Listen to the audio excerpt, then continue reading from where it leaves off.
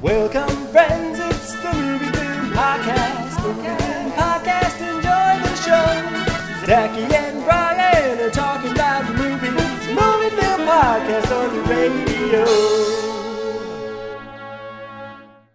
Welcome to MovieFilm. It's episode 292, brought to you by Mr. Boy Productions. I'm Zachy Hassan. I'm here with Brian Hall. Hey, how's it going, Zachy? Brian, it is May 31st, 2024, and I want to record for posterity. This is the day after Donald Trump was found guilty of 34 federal counts. Amazing. I mean, this truly is historical. I was talking about this with my students this morning. I was like, look, come what may, you're living through history. Yeah. And one of my students was like, we've been living through a lot of history. Can we stop now? I was like, I feel it. I mean, it's so true. I mean, you see that in memes a lot also about Gen Z, I guess. Yeah. Or millennials or whoever. But it's just like, yeah, I mean, ever since 9/11, it's just been thing after thing after thing that have made life very precarious to navigate. Yeah. You know, I mean, something that I think not having kids, I haven't really, or I've taken for granted, is the fact that a lot of students going through COVID must have just been, especially for younger students, just so socially confusing. Yeah. You know, and I'm hearing from some friends who have kids and they're saying, like, yeah, my kid wants to be homeschooled, which is something when we were growing up, I don't imagine a lot of students would say, but they've gotten used to it. Maybe they prefer it just socially. You know, I mean, a lot of times when they're hanging out with their friends, they're really in their own houses communicating over a microphone anyway. So it's tough, man, because the year and a half, whatever, of Zoom school, I think it has set back a generation of kids, you know, and depending on their age, less or more. But I mean, I see it, you know, and it's affected people's attention spans and you name it. And that's just something we're going to be dealing with, you know? Yep. On the other hand, you know, my second kid, you know, he's a freshman this year. And about halfway through the year, he's like, you know what? I think I'm done with high school. I'm going to see about taking college classes. And so as of next year, he's just going to be like homeschooling, taking college classes and getting out of high school early. That's so interesting. I mean, there's nothing wrong with that. It's just so outside of the box from what I understood growing up. Yeah, absolutely. Yeah. I don't know. I guess that's part of getting older, right? You look at the different generations and they see things and do things differently. And it's just interesting to contrast it with your experience, I guess. Yeah. I mean, I definitely, I can relate a little bit to what he's feeling. Cause he's kind of like, look, man, I'm like wasting my time most of the day. Like, right. It's like what I need to get into college versus what they have us doing. It's right. Like the ratio of useful versus here, just sit here and keep yourself busy so that, you know, we know where you are kind of thing. I wonder what that's like. I had this thought where if I were to have to write an episode of Saved by the Bell, I would know how to do it, you know, like an older episode.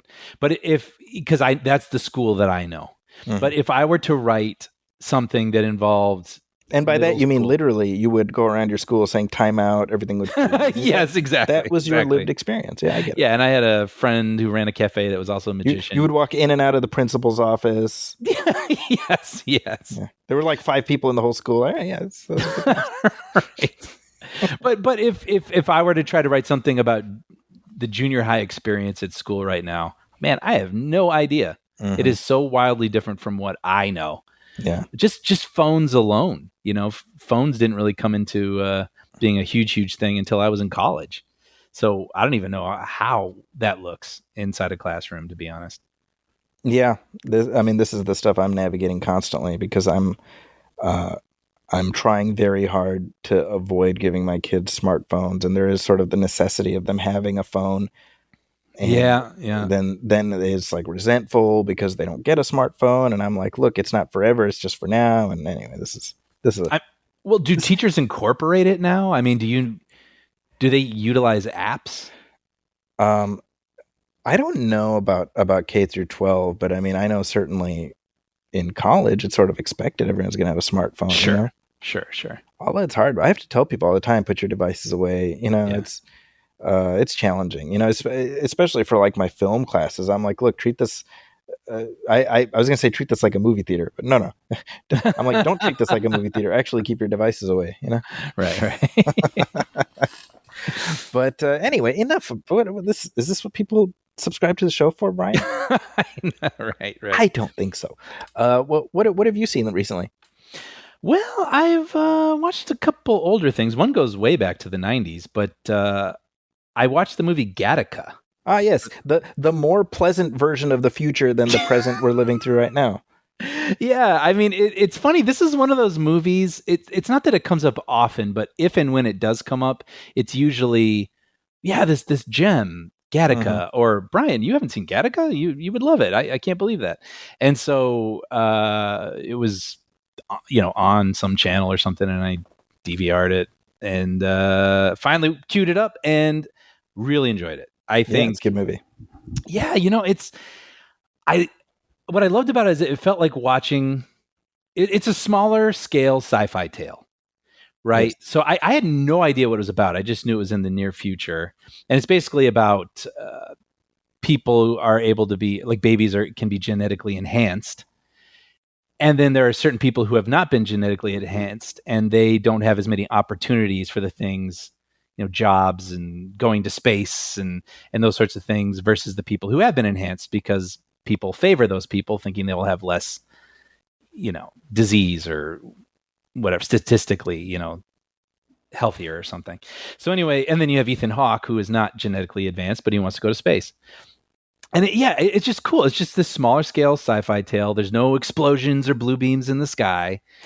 It's just character-driven drama and tension in a near future world, and it was very refreshing. Like it kind of felt like reading a great novella. That's how it felt for me. And, Ethan Hawke is great. Jude Law, who I didn't even know was in it, is great. And you know what else is great? Xander Berkeley. When isn't Xander Berkeley great? Right. I mean, I know him, or I was first introduced to him as the John Connor's foster dad in Terminator 2. And so Todd. Yeah, exactly. Do what your mother says. Hang on, it's an emergency. I'll get right on it. But then, of course, he's in 24, and I don't think it's a bad thing to say. He has a heroic death in that, which was pretty awesome. And in this, it's a very small role, but it's very potent to the story, and I really love that. So yeah, this is a great gem from the 90s, and I would definitely recommend it for people, like I said, looking for a smaller scale kind of sci-fi tale. It's like character drama and character. Oh, and Dean Norris is in there in like a. Yes, that's right. And you miss it, yeah. Yeah, that was pretty cool. This is, and we're going to be talking about this later, about box office versus quality. Mm. And this is a movie that completely tanked. I mean, it had a minuscule budget of $36 million, and it couldn't even make that. It made, a third of that. Wow. Right. It made like 12 million. Right. So, I mean, this is a wash. No question about it. Sure. Right?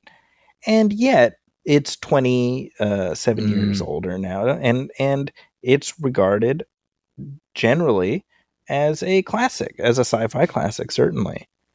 I know it's so hard. I understand that this is show business. Yeah. And you need to be profitable as a studio, but man, you also want to know that you're putting out things that will mean something to people. Yeah. And I mean, I've talked, it's been like the running theme this year where it's like, I know it would be great if every movie made $1 billion, but wouldn't it be nice if you did the budget math well, knew that some movies were not going to make $1 billion, but you spent correctly, and so it's still profitable, and you get to put out things that matter to people and that will have a life that extends decades ahead. Right. A movie like this. And speaking of the budget, I thought what was kind of cool about it was now you can imagine, and I'm not saying this is a negative thing, but something in the near future, you can imagine a lot of computer enhanced backgrounds. Sure. And which would be perfectly acceptable and probably look great. But what I loved was they didn't have that resource in 97 or whenever this came out. And so what they did was they cleverly employed Los Angeles locations, but obscured them just a little bit. So, for example, they took the Forum, where the Lakers used to play. Now they have concerts there, but they just sort of showed the corner of it, and it does look kind of interesting, the design of it. So which it was like, oh, that's really clever. It looks like a futuristic building. I mean, you pull back, you're like, oh, that's the Los Angeles Forum. But and likewise, Sepulveda Dam, which is just 10 minutes or less from me, which just looks like a boring old dam. But the way they film it, it's like, where is that? That looks very futuristic, just obscuring it. So I love the creativity involved with that too, with the lower budget and visual effects resources they had. Speaking of, and actually worth mentioning, Andrew Niccol, who wrote and directed this, he also wrote Truman Show just 2 years later. I looked him up afterward because I didn't know his stuff offhand. And I was like, yeah, totally. That totally feels right. Yeah. Which is also, what a great movie. Oh, fantastic. No, I was going to say, if you're looking for another small scale sci-fi tale, which almost feels like that should be a segment of this show from now on, the Equilibrium. I just recently rewatched that. Is that the Christian Bale one? Christian Bale and Taye Diggs. I know I've seen it, but I remember nothing about it. Yeah, man, it's just a good movie. It's low risk, low reward kind of thing, but okay, I'm writing it down. Thoroughly enjoyable. Yeah. That was the whole sort of gun kata thing, right? Where they so kind of, it's like 1984 meets, kung fu, trying to shades of the Matrix. Kind of, it's a real potpourri of influences, but I think it's the type of movie we just don't see anymore, where it's it's this middle range sci-fi thing that's it's an original property. It's not trying to set up 4 more things. It's not prequelizing anything. It's you know what I mean? Yeah. I've talked about it before. No Escape in the 90s was like that. Yeah, that is very appealing too, that it's not based on anything. It's someone's original idea. Yeah. Okay. I'll check it out. Just a one and done. I also, one more thing I was going to talk about. We have something else that we can both talk about, but I was traveling recently and I was on a plane and I watched the movie Ferrari. Yes. The prequel to Ford versus Ferrari. Speaking of prequels, this is part of the car race cinematic universe. Yeah. I mean, Michael Mann made this. This came out last December, and I mean, it may as well not exist. Right? It's kind of wild. It wasn't, to my memory, in any award talk. I had plans to see it because I knew it was coming, and then it was gone, and I forgot about it, honestly.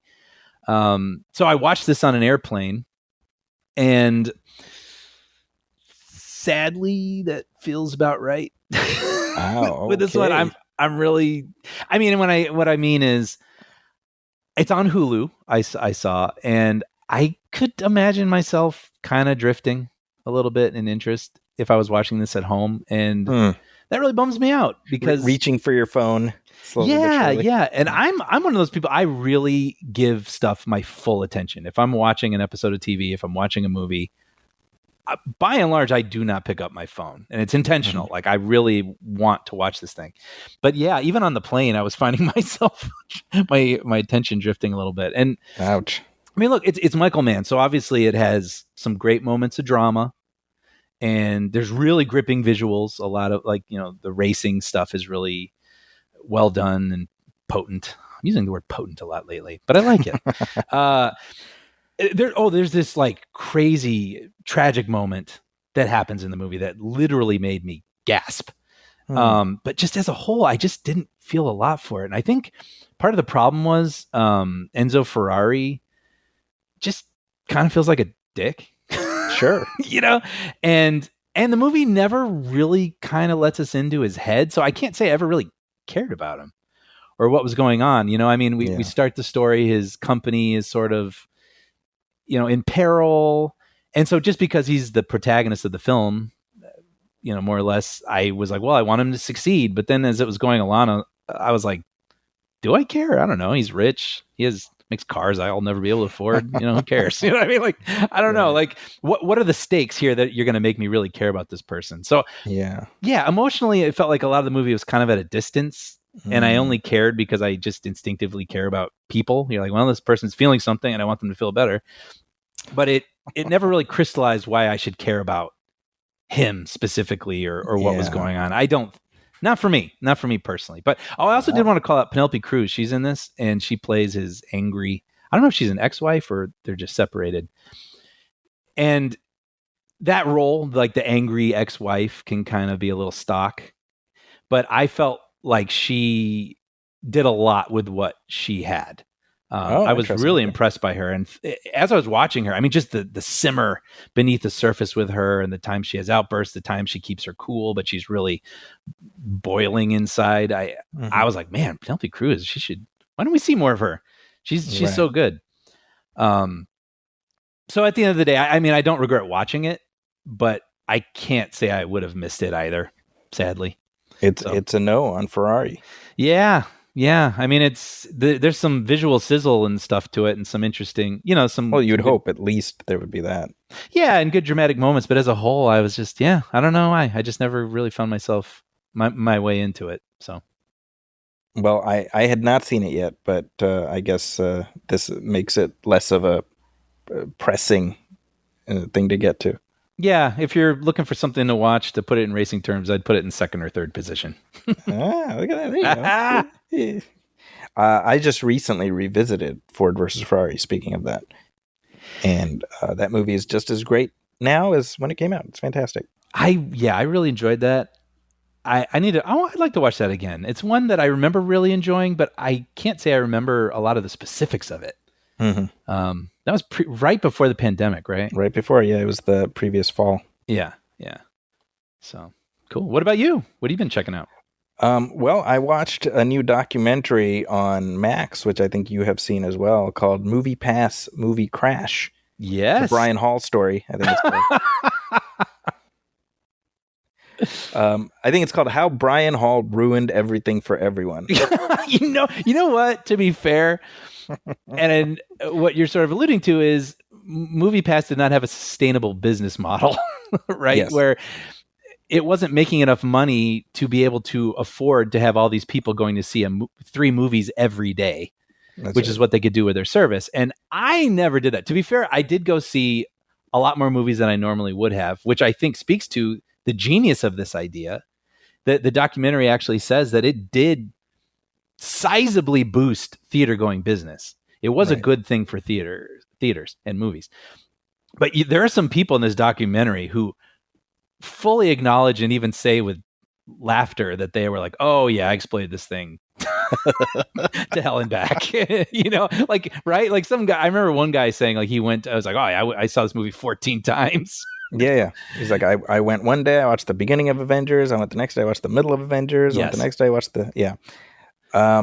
and this, so movie. I mean, this has been a topic on this show. We've brought it up with enough times. It had its own theme music. We had the Curb Your Enthusiasm music playing as the sort of as the company. Now this is in 2017 by way of context. I mean, the company had been around since the early 2010s, but in 2017, it had some new VCs come in and they were like, oh, let's lower the monthly cost. So it went down from $50 it was like $50, 2 movies a week, something like that. It was like $10 a month, $9.95 for 1 movie a day, which at the time I was a member, you used it. And we both said, well, this is not sustainable. There's no way this can work long term. And so I used it. It's kind of like, well, I guess while the spigot is on, might as well take advantage.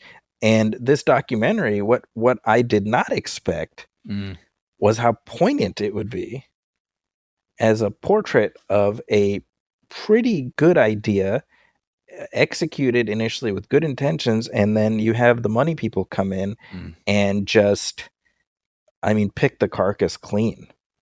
It's funny. I thought about playing the music and I didn't expect this, but out of respect, I feel so terrible for the 2 people who actually founded this company because they were onto something. This service itself is a brilliant concept. Yeah. And it was successful to a degree. It was on its way to being successful itself, but it was doing good things for the movie business.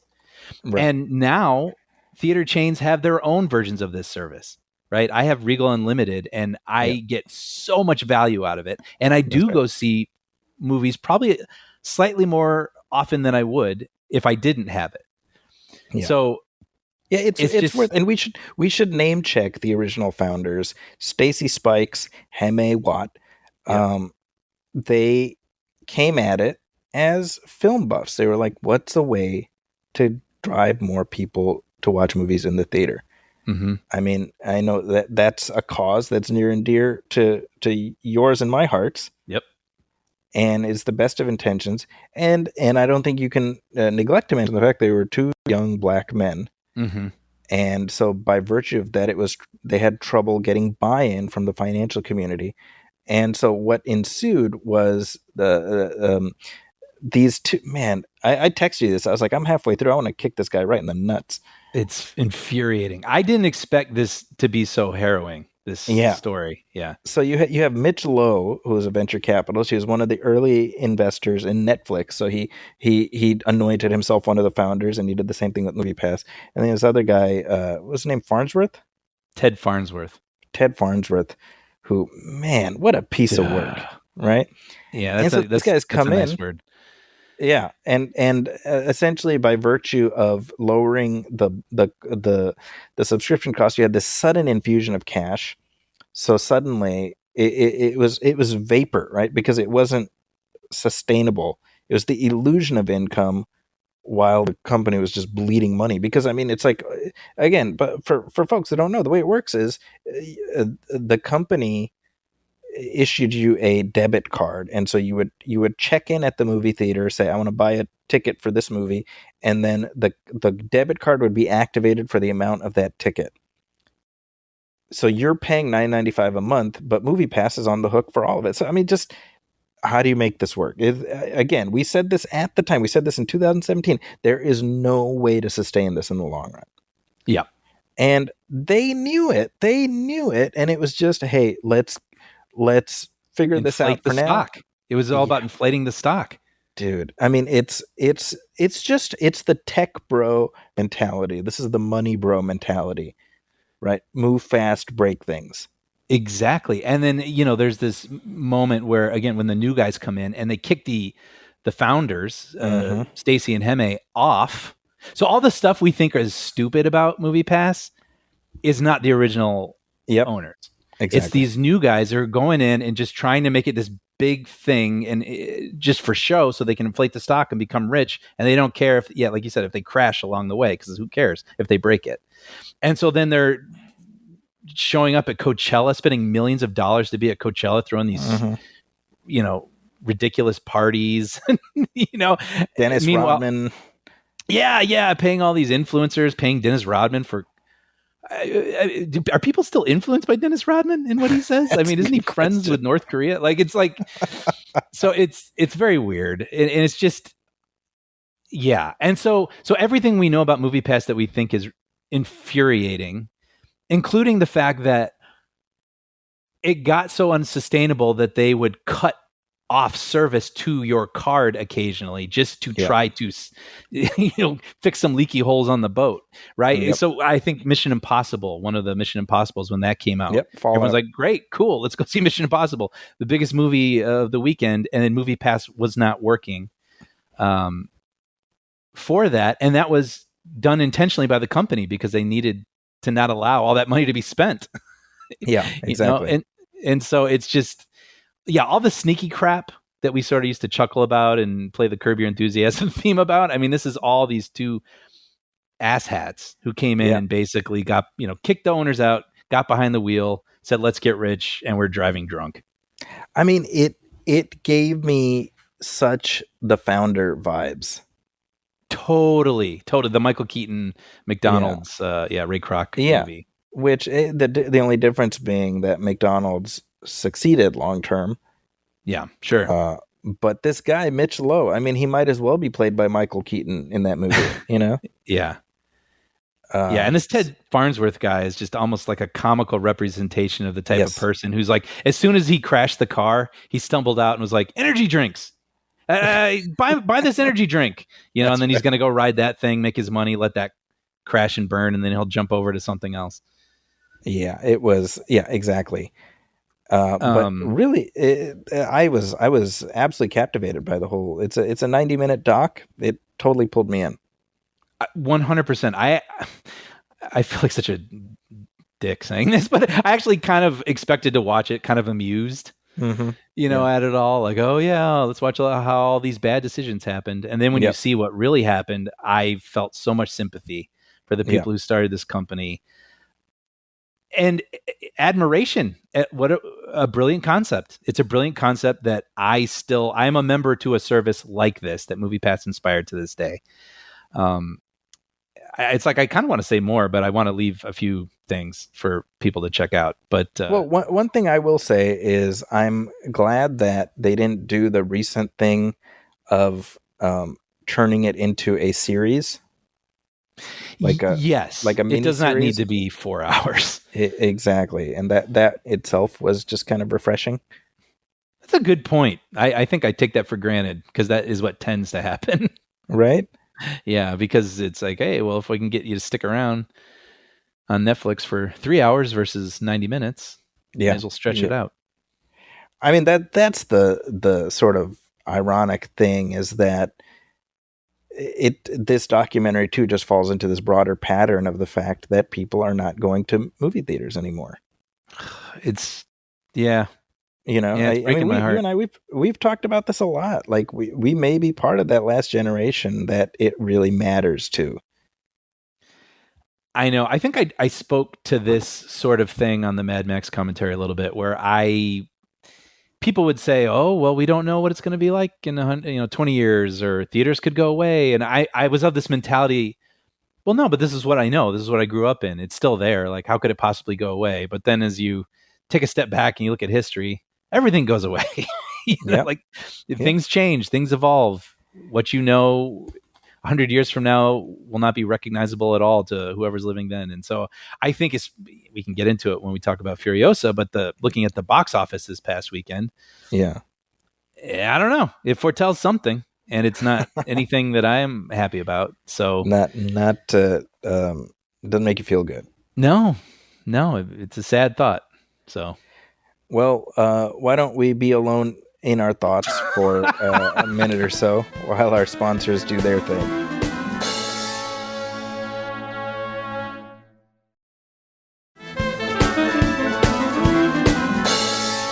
And we are back. And hey, Brian, you still with me? I'm here. You still sitting in sober contemplation? I'm glad I had that moment. Now I'm ready to come back and talk about the things that we love. Well, speaking of that, we got a nice letter here from Rob Kelly, who, we really uncorked something with people sending their memorable movie going experiences. And I love that because we share those, right? I mean, those moments, we remember them and they mean a lot to us. And it goes back to what we were just saying. I mean, that's why theater going is so special to us, right? It makes an impact on us and people, like the people who are writing in. And so I love sharing these stories. Well, this is what Rob says. He says, hey, guys, not sure if you're still in the market for Batman 89 stories, but I do have one. And let me just say, we are always in the market for Batman 89 stories. I was about to say, always. I had just graduated high school, and the excitement I had for the Batman movie was all-consuming. The original Superman movie accepted, here, finally, was the first serious comic book movie. Admitting you liked comic books in high school in 1989 was uncooler than writing a Planet of the Apes fanzine. Oh, Rob, I beg to differ. So I normally there was nothing uncooler than that. So I normally kept my comic book reading a complete secret from my classmates, but I was so excited for Batman that it started to creep into my art class assignments when I could get away with it. Anyway, I began to organize a group of my friends to see the movie on opening day, the first showing, of course. Weeks passed and the group started to grow.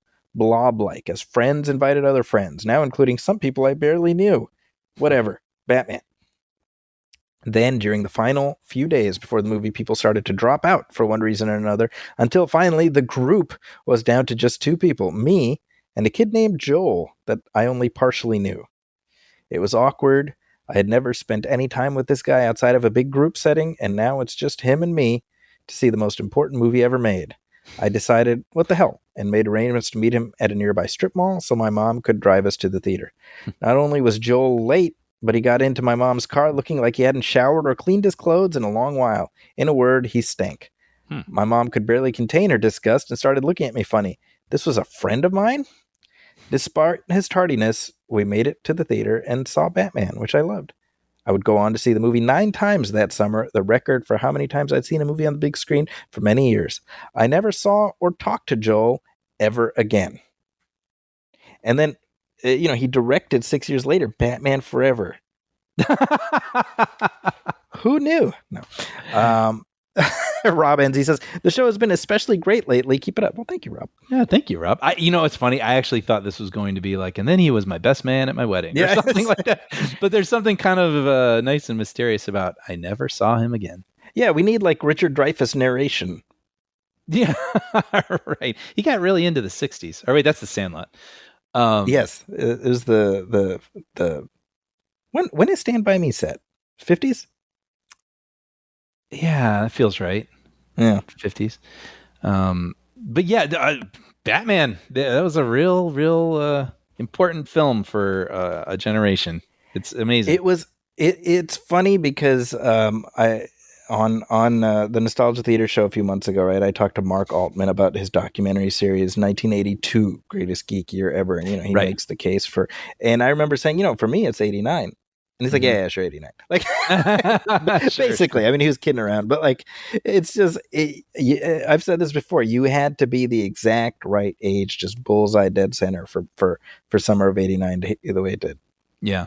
But that's what I love too, talking to younger people when, we talked about this many, many episodes ago, but I was talking to someone and they're like, oh yeah, like summer of 2007. Or something like that. And I'm like, what? Like, I don't even remember what actually 2007 was memorable, but let's say 6, which I don't remember as well. I love it. As we march on, there's still these pivotal summers and pivotal movies to generations of movie lovers. For different people, different years. Mm-hmm. Here's a note we got from Spencer Toyson, who wrote, hey there, guys. It's your favorite Keister bunny. Keister, okay. Because remember that time we said Superman keistered the thing? Keistered the acid.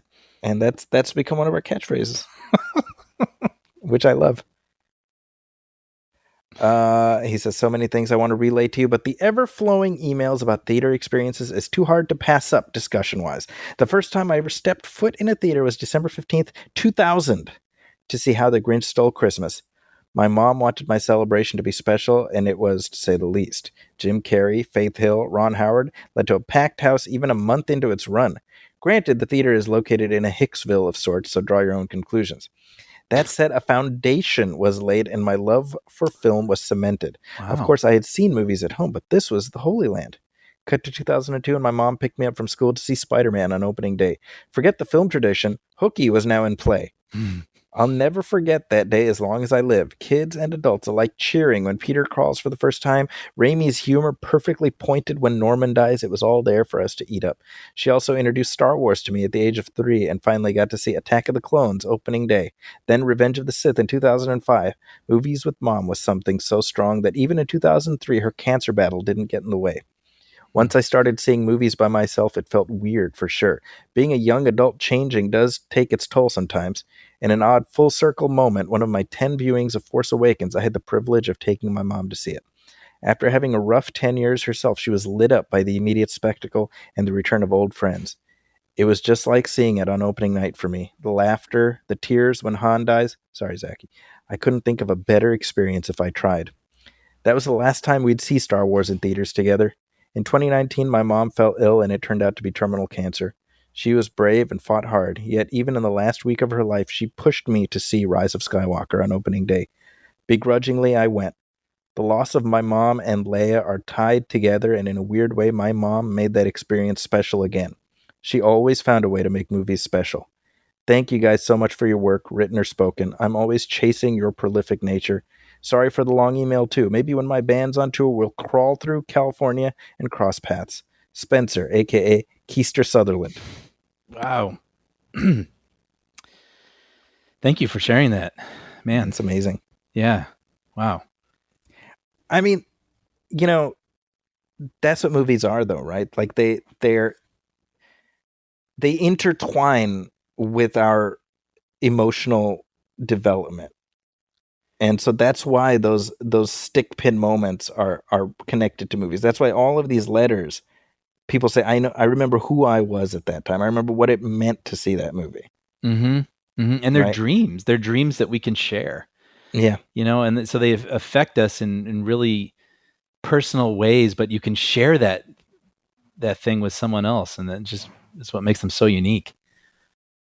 And yeah, it's a shorthand. I mean, films are our shorthand, you know, the way you and I talk to each other. And that's really, I mean, just to grapple with the possibility of that going away. And it's something I'm seeing all the time with my students. I don't watch movies. Right. These are in media classes, you know? Yeah. It's sobering to me, you know? You know, I've actually had this thought, and we focus on media and movies and whatnot on this show because that's what the show is. And like, obviously we have a lot of things in our lives that we love, but I think you and I think the people who are listening right now, movies mean a lot to us. We connect to them in a really unique way, you know, maybe even more than some other people may do. And so I've actually had the thought, like, I love this thing so much and it brings so much into my life. And it's not even that old of an art form.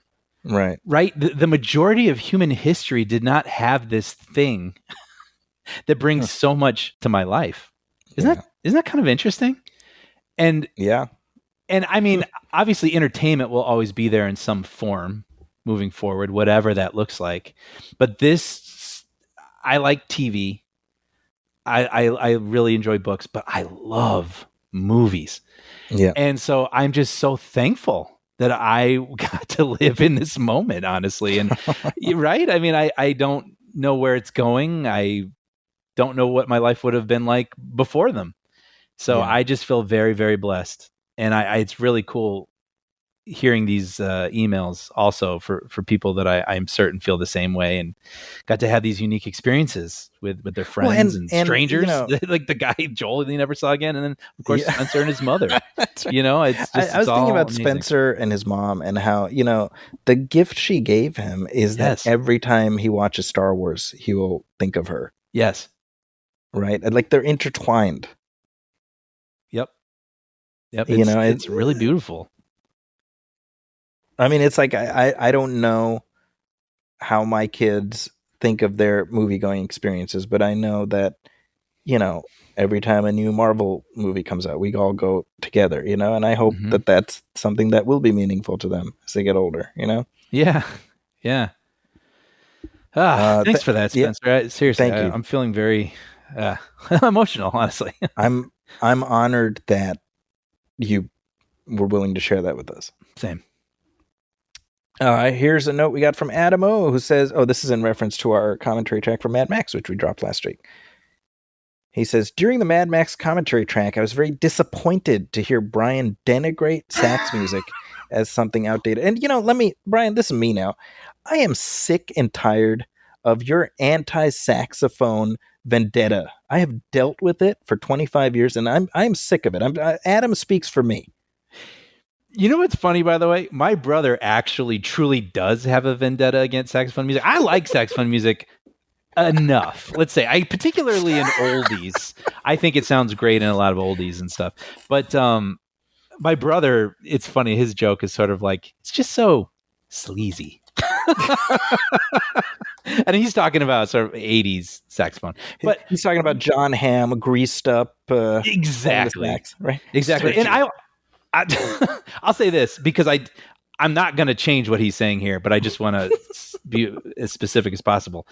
I just found it funny how saxophone seemed like such a viable instrument to succeed with in 80s films. Like, again, the one I always think of is Rob Lowe in St. Elmo's Fire, where he's like, well, I'm leaving this small town to go make it in L.A., sling saxophone on his back. Seeing the funny pages, friends, you know, like,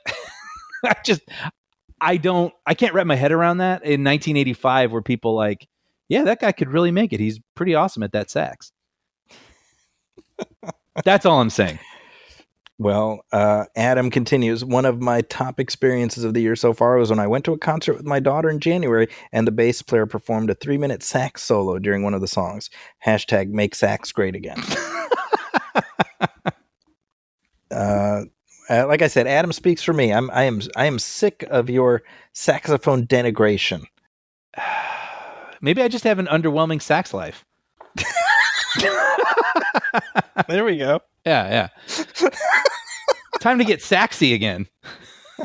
Are we just doing this now the rest of the show? Maybe. All right. Adam goes on. As for the movie itself, I haven't watched Mad Max since 1996 or 97 when I was working at the local video store, Valley Video in Juneau, Alaska, and could take 2 movies home after a shift.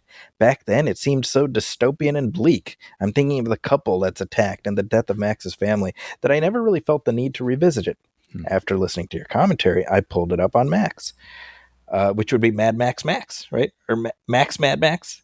Something like that. Yeah. Watching it with fresh eyes in the times we live in made it less bleak, but maybe more disturbing. I've had a similar conversation with friends that you guys had during the episode. My thought is that if you went back to, say, 1997 and made a movie set in our current era, incorporating society since, say, 9/11, it would be a dystopian plot. Constant war, mass surveillance, the climate crisis, advances good and bad in technology, etc. 17-year-old me would find it depressing and far-fetched, and yet here we are. Zaki made a comment about how close we are at any given time to collapse. Back in 2005, I did a deployment with the Red Cross to the Texas-Louisiana border after Hurricane Rita and saw firsthand how easily we can be set back, at least regionally. Mile-plus lines for gas, armed guards controlling access to Walmart, people lining up for whatever supplies and food we could give them. I spent 2 weeks sleeping on a cot in a gymnasium with no electricity, but I was one of the lucky ones because I got to go home at the end of it. It's kind of terrifying how this movie could be set today as a crime thriller and not even some sci-fi dystopian storyline. I have the nagging feeling that we are the frogs slowly boiling. Anyway, I'm done spreading joy and happiness for the day. At least as the world slowly burns, I can sip an adult beverage and listen to you guys. Best as always, Adam. Yeah. Wow. It does. I mean, going back to how we opened this episode, yeah. The whole. I was about to say we're about to be alone in our thoughts again now. I know. Yeah. It's interesting too. I mean. Some part of what he's saying about his feelings with Mad Max and how it feels kind of unpleasant. So it's something that he didn't go back to. Yeah. Kind of ties into Furiosa a little bit. I mean, we can revisit that where this didn't set the box office on fire. Yeah. And after watching it, I was like, oh, I can kind of see that a little bit, Yeah. Oh, absolutely. Yeah. But yeah. Yeah. By the way, I wanted to mention on our, I think it was on your Facebook page, actually, someone commented when you posted about the Mad Max commentary. We were talking about Sprog. Yes. As Aussie slang for kids. And Lincoln Maurice actually chimed in and said that he had heard Aussie adults calling kids Sprogs. And I was it blew my mind the fact that someone in Australia actually chimed in to make sure we knew that. To fact check us. So I just had to call that out because like I said, it kind of blew my mind. We have several listeners from Australia and in the UK, and it's remarkable. I mean, all over the world. It's really, I'm staggered by the global reach of this piddly little podcast that we toss out. 100% same. That said, I'd love it more if you weren't an anti-saxophone activist. I'm totally kidding. As far as I know, he's never expressed these anti-sax views in my presence. Adam, I want you to know that. I would have shut him down toot sweet. It's occurring to me that Lisa Simpson would be very disappointed in me right now. And that's right. I'm actually feeling very bad about that, which is ridiculous. You'd be, Lisa would be practicing, and then you'd be like, stop that racket. And she'd be like, I'm practicing. You'd be like, I'll practice you. Exactly. What does that mean, I'll practice you? Is that a threat? Okay, hey, let's take a short break, and then we got some headlines we can discuss.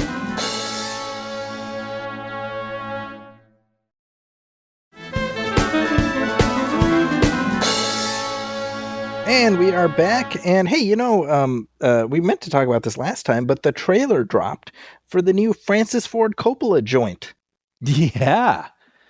Megalopolis.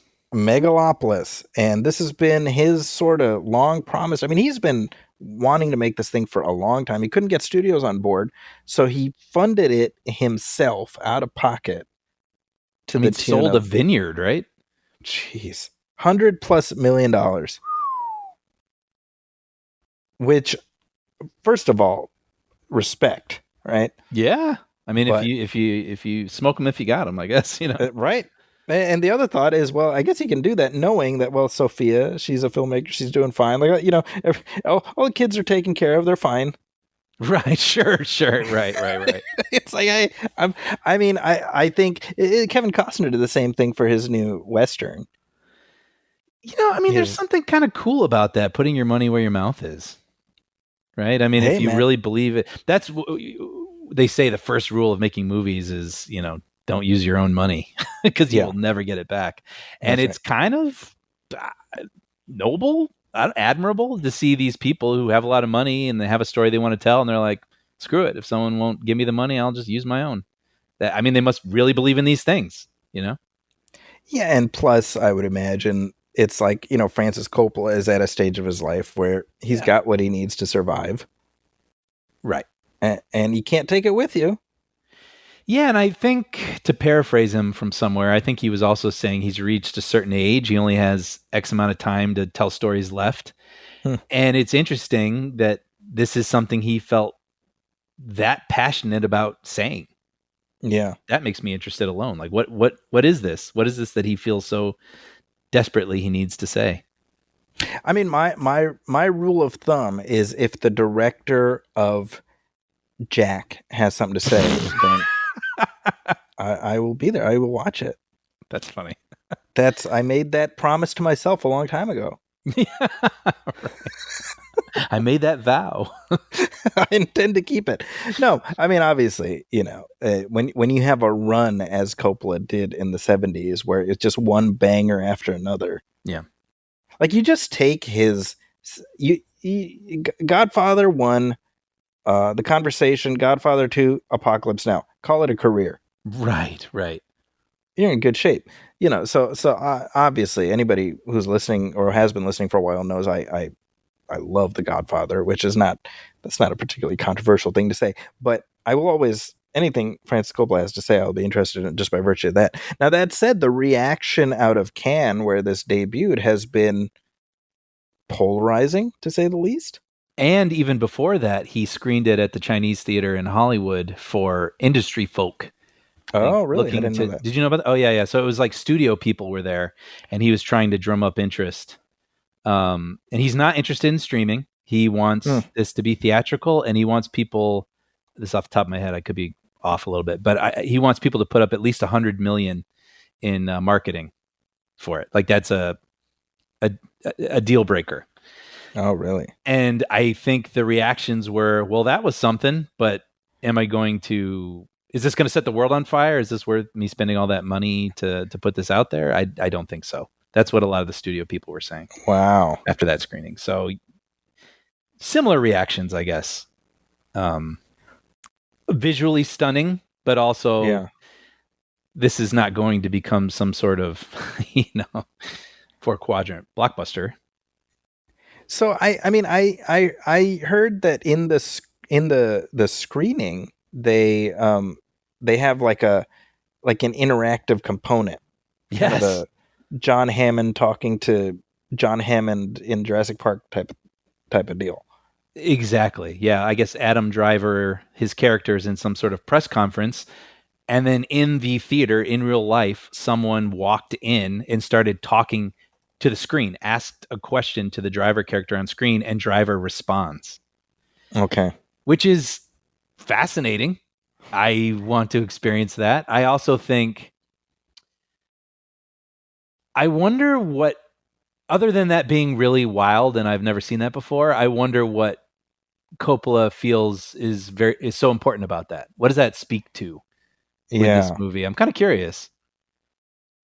I mean, that's my question. Like, how does that how is that going to work? Like, are you going to have regular theaters where it's like, hey, Adam Driver, what do you think? Like, Yeah, the poor kids who work there yeah, at the theater. exactly. Yeah, like, oh crap, I gotta head in the theater 6. I'm just I forgot my script. Yeah.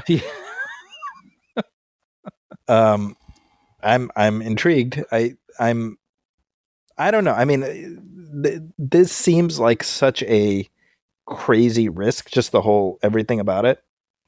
Yeah. And that's what's exciting to me, You know what?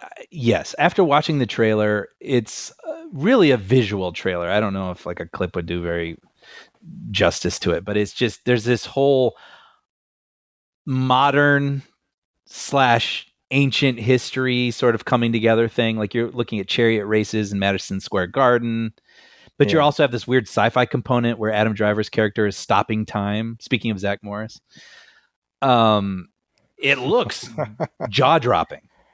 And, movies like this can go either way. It's always interesting when an artist has the opportunity. Well, he paid for this opportunity himself, but to just make a movie stuffed with ideas they've clearly had rattling around their head. I think of Babylon, which was, I came away actually a fan of, even though I would say it is deeply flawed. But it's clearly a guy who had a million thoughts in his head and decided to shove all of them into a movie. Right. And I have to admit, this also reminded me of Southland Tales. Oh. Right? like Richard Kelly makes Donnie Darko, everybody loves it, and then he's like, okay, I've got this, hold on, I got this one idea, you won't believe it. And it's just 100 ideas shoved into 2.5 hours, and it's like, whoa. Just like like this could either be a beautiful fart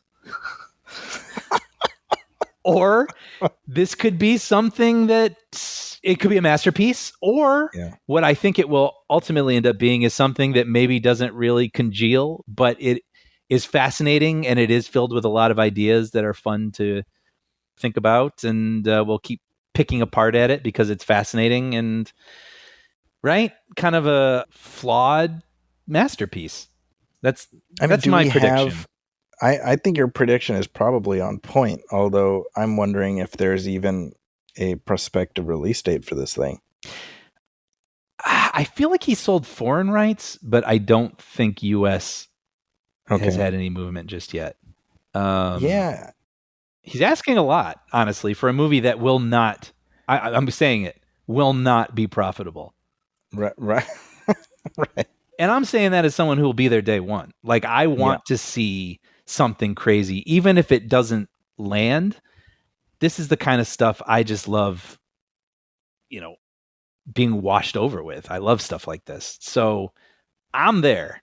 But I mean, looking at the box office these days, this will not turn a profit.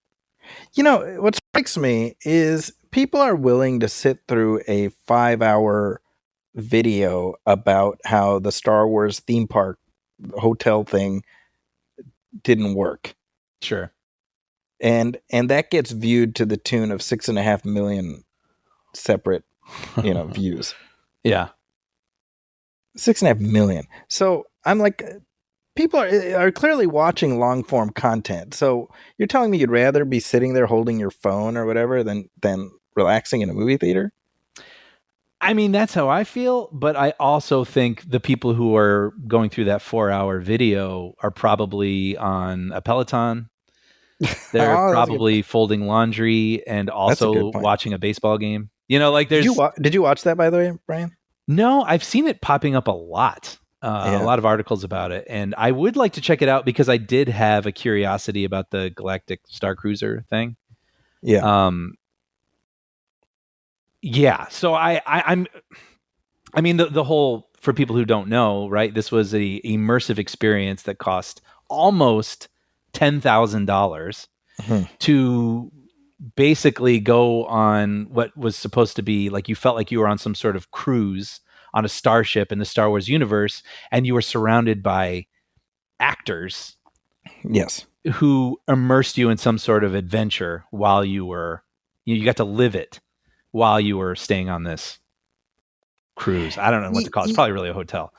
So it's a hotel that's made up on the inside to resemble a cruise liner in space. Yeah.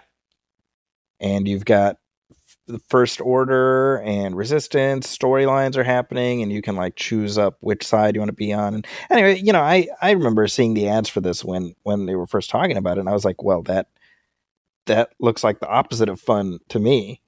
Oh, interesting. Why is that?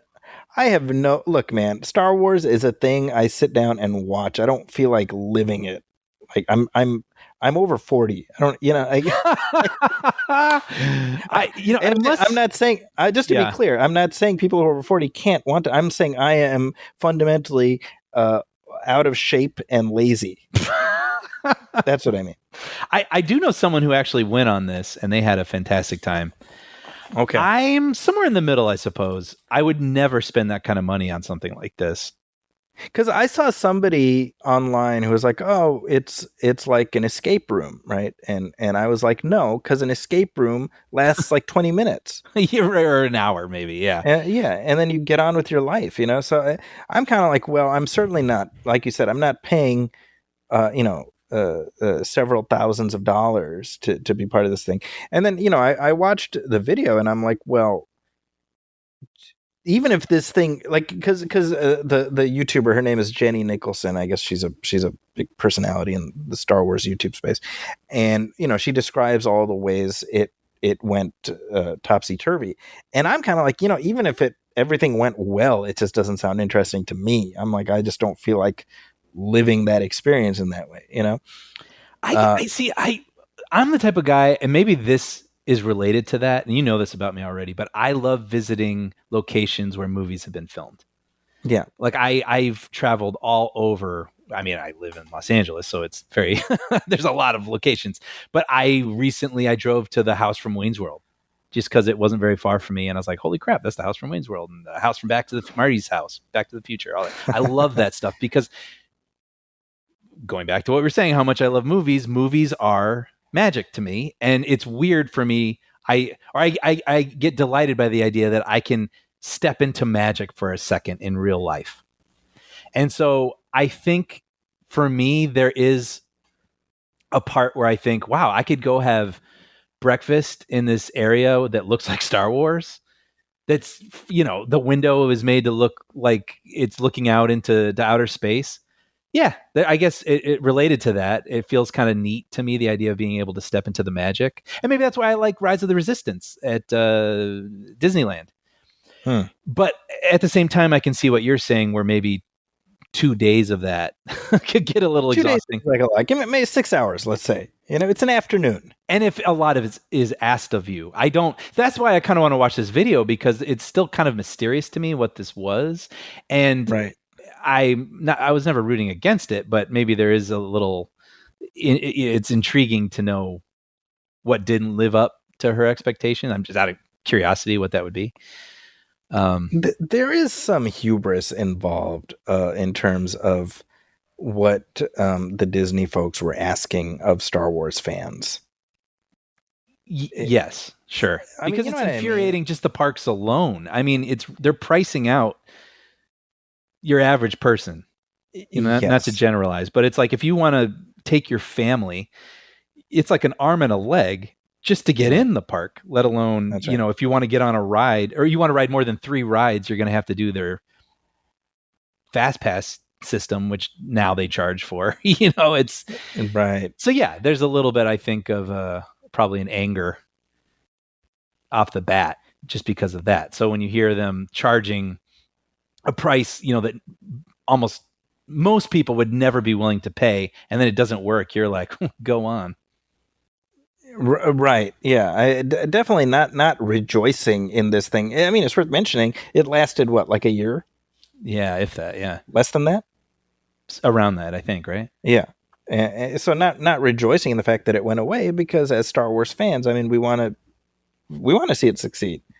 Yeah, there's part of me, like I said, I think it's kind of cool, and I feel bad for all the actors. All the people who were hired for that, and I'm sure a lot of people were involved with that who are now out of work. So that sucks. I remember seeing the ad or the trailer or whatever, and one of the you can be the allied with either the First Order or the Resistance. Yeah, and in the ad you see you can be part of capturing Chewbacca, and I'm like, well, that's bad, right? Like, like why lead with that? You know, like Very funny. Yeah, why lead with that? Yeah. yeah, it's like be part of the space Nazis. That's what you Right. that's what you want when you watch Star Wars, right? Or maybe you could rescue Chewbacca. Right? That maybe show that. Become Maybe his just depict friend. that. Yeah. Yeah. But that is amusing to me that you're on this you're in this hotel that's gussied up to look like a space cruiser, and you just randomly see Ray run by you or Chewbacca or whatever. And I mean, maybe if I'm a kid, that's appealing to me. But again, I for me personally, as an adult, I'm like, well, I know I'm not really there. Like I'm not. You know what I mean? You know, it's funny. I was trying to understand what you were feeling, and so it's not exhausting to be asked to participate necessarily. It's more like, all right, you really want me to pretend like you're this character? Okay, I can pretend you're the character. Okay, you know, like that. Like it's Yeah. just the suspension of disbelief is just not fun. It's sort of asking a lot of you. I mean, it's like, look, it's like I meet people all the time who cosplay, and they're very good at cosplaying, and I'm like, hey, respect for being Sure. able to do that. That's amazing. But when they're like, I'm like, hey, Jerry, and they're like, no, I'm Zorbulak. I'm like, no, Sure, no, you're sure. not. You're Jerry. You know, like that's Yeah. me. You know. Sure. So I got nothing against anybody who is into that. I'm just like, me personally, that seems very exhausting to me. Yeah, and maybe to a lot of other people too. I don't know. Yeah. Wait, so did you watch the video, or did you watch all of it, or? So I've kind of what you're saying. I've had it on while not on my Peloton, but definitely not that. I've had it on like if I'm walking around, I'll just kind of have it on my phone, and I'll be listening to it, and if there's something that calls my attention, I'll take a glance at it, or kind of almost like a podcast. Yeah, sure. But look, I mean, clearly 6.5 million people have watched this thing, so maybe Wow. I'm speaking for a minority, but I'm just like, I think it's a lot. I think editing can be your friend. Yeah, for something in depth. Well, I don't know. Let's see how the runtime goes for this episode. But I like. I think we always aim for 2 hours or a little less, and two-ish, yeah. That always feels kind of good to me. Even the podcasts I listen to, I like it. I don't know, like when they're like discussions, like 90 minutes to 2 hours always feels kind of good to me. So yeah, 4 hours does feel like, ooh, okay. So do I break this up? Yeah. I mean, there's no way I'm watching that straight. Yeah, and I feel like I'm kind of like, okay, we get it. Like it's sort of hitting the same beats again and again. But for people who are genuinely curious, then yeah, I guess, hey, there's what you're looking for. You got it. Well, can I ask you what? Yes. Just for a teaser, I suppose. What does it kind of get into? I mean, what does it illuminate? I mean, it feels like their reach was bigger than their grasp in terms of what the kind of experience they wanted to promise attendees was something that logistically they just weren't capable of providing, at least insofar as this young lady's visit. Mm-hmm. I don't, because other people who've gone, like you said, they had a great experience. So, maybe she just got bad luck of the draw. I don't know. Sure. But it also, from what she says, she was like one of the earlier ones to go. Mm. So I would say, well, maybe that's your mistake right there. Kind of wait till they get the kinks out. Sure. Yeah. But yeah, so that's something that people can check out if they're so inclined. I can see myself scrubbing through it. I'm curious. Yeah, I don't want to take a look at the thing, to be honest. Yeah. But hey, let's take a short break. Speaking of things to take a look at, now let's talk about something nobody looked at. Aw. We'll be back right after this.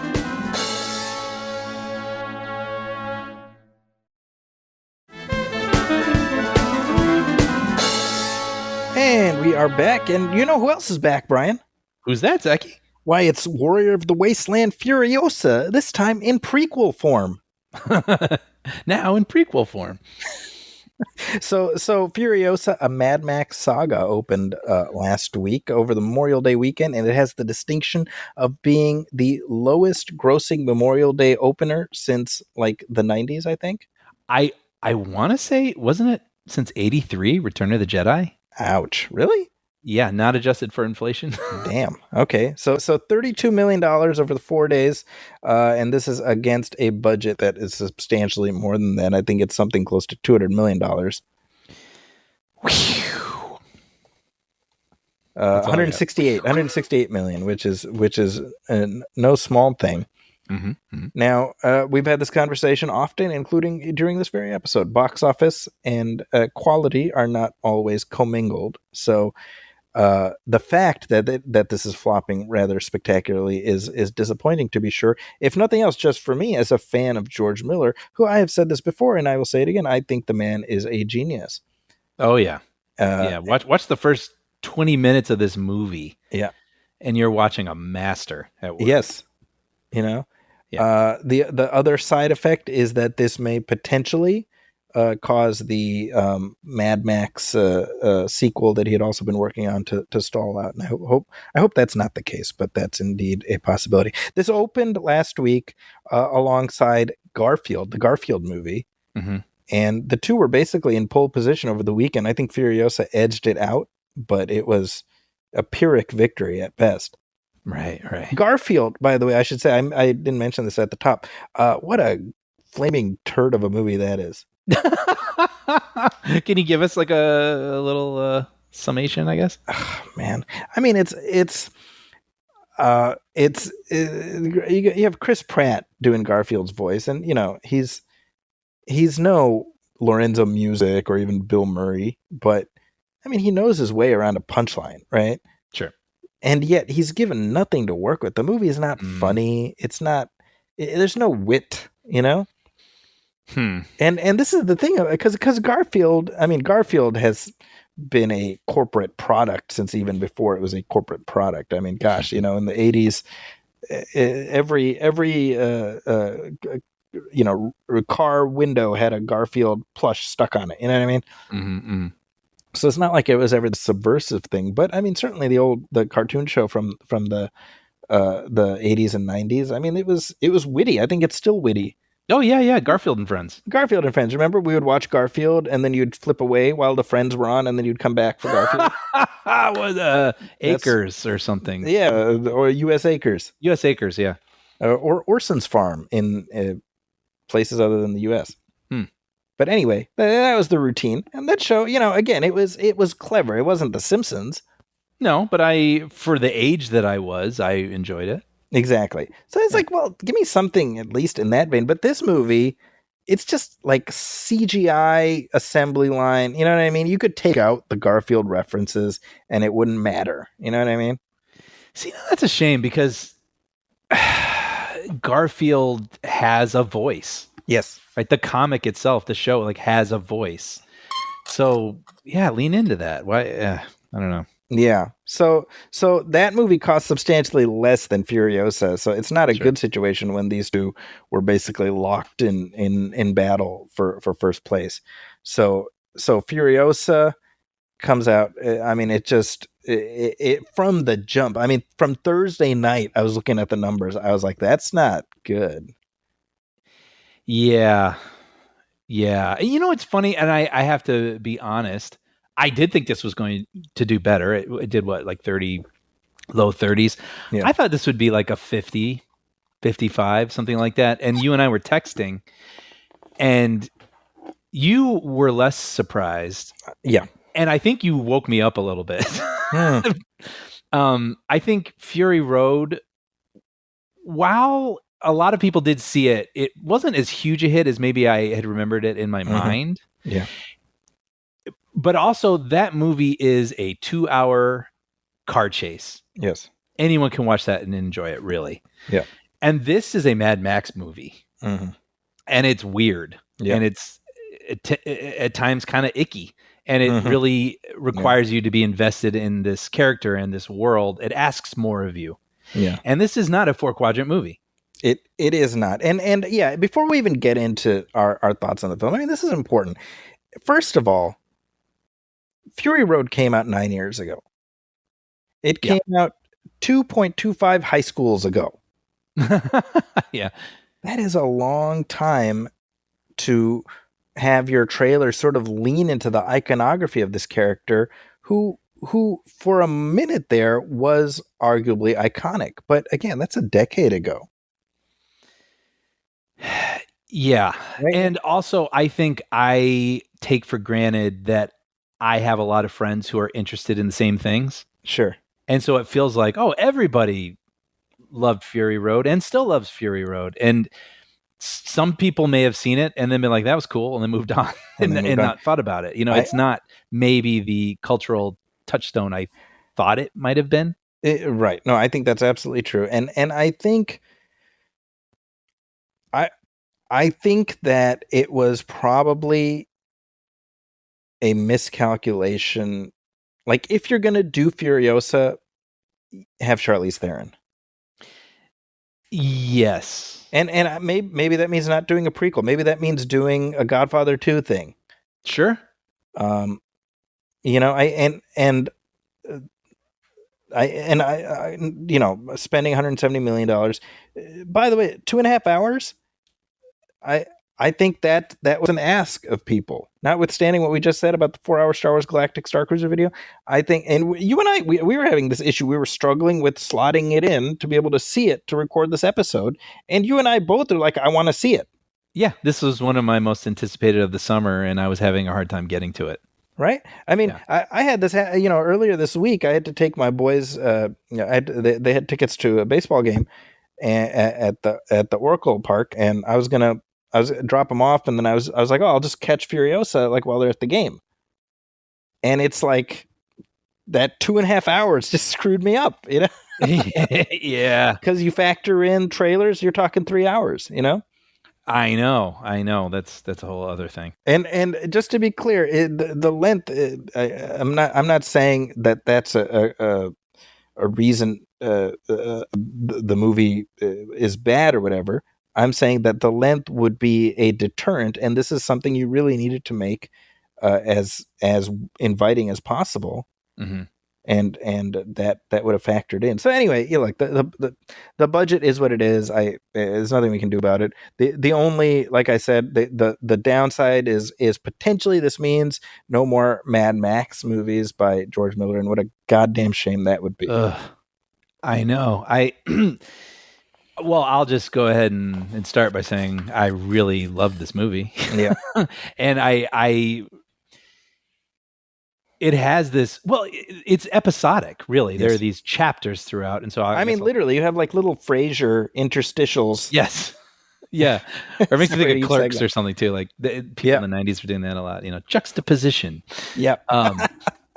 But I was saying earlier, the opening 20-25 minutes, I was like, wow, like what other director?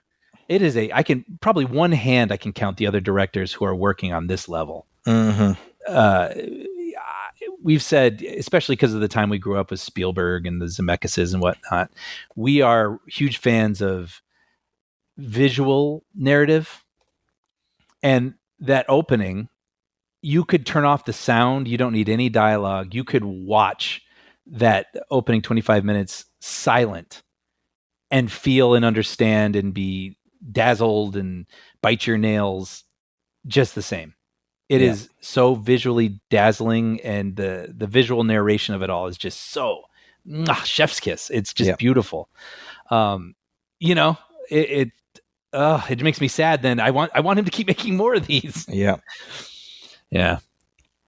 It's I'll admit, I mean, initially when I heard that they were doing this, I mean, we're talking like back when Fury Road came out.